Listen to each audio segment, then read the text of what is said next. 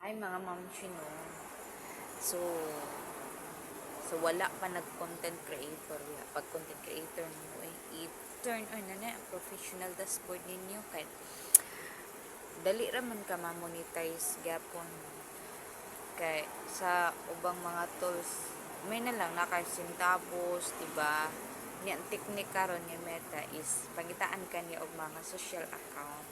Pareho sa ako YouTube channel, diba? Nakita ninyo, gamay pa na siya og mga views. Pero agkaanam-anam siya kadako. Matinga na lang ko sa isa ka post na ko. Mga 1 hour pa ata to gi-post na ko. A simple content lang. And then pagtan-an ako is niabot na siya og 500 plus 500 plus na ang iyang views. So ingana kadali, no? So congrats sa naay mga YouTube mga channel diha, no? Congrats padayon ta dayon sa Instagram.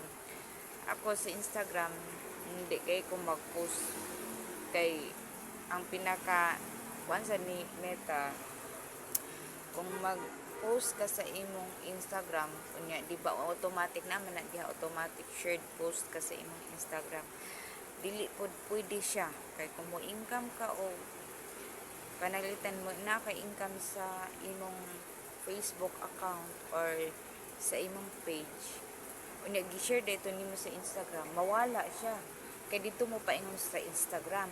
So ang pinakadabis nimo is ilahi nimo og post sa ang imong Instagram o sa imong FB. Di ba makita na nimo mas daghan daw ang views sa gapon ang sa Instagram. Pero sa ko wala ko kay nag-post sa Instagram. Diri ra gid ko sa Facebook account. Then ang pinakadabis pod og naa kay page imong kuan lugar imong karon imong FB account kaysa ko ang akong FB account, no? Inga na siya ka daghan karog followers. So ang akong gihimo ipahimo ko ni Meta o page nako. So ang earning sa page matik mo earn ko dito mo pasa sa akong FB account. So ingana siya ka nice, nabutang siya o kuan na akong earning sa page na ako'y star icon o partnership about sa mga product ata na siya. Dayon diri sa akong FB account mukunik yun ang sa niya ang iyang earnings dito sa kuan gyapon. Bukunik ang earnings di ay sa page diri sa akong FB account. So isa ra siya. Kumbaga imo lang tong tindahan ba ang page dito, imong tindahan. So ang ingana siya ka kuan kung nagsigi ka og tuon karon sa technique ni Meta. Kay mo tabang gid siya, promise mo tabang gid siya tinuod.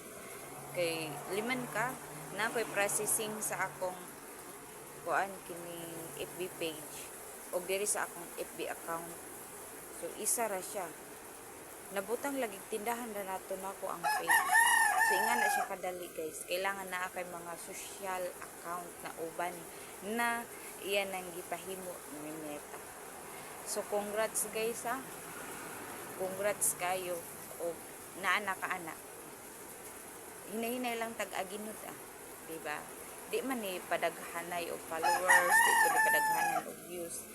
Ang dili mo surrender, ang dili mo undang ana ra siya. Kay wa may diretso good ni ingon no. Walay diretso ni ngalan ni angat.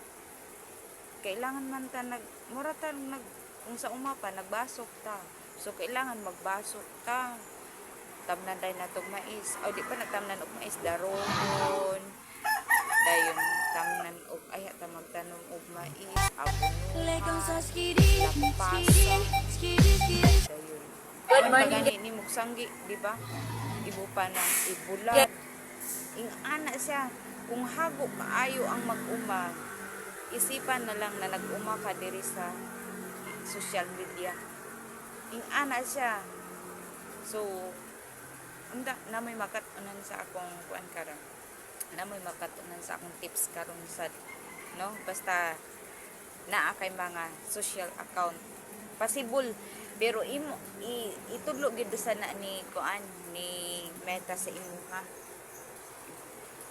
So bye bye,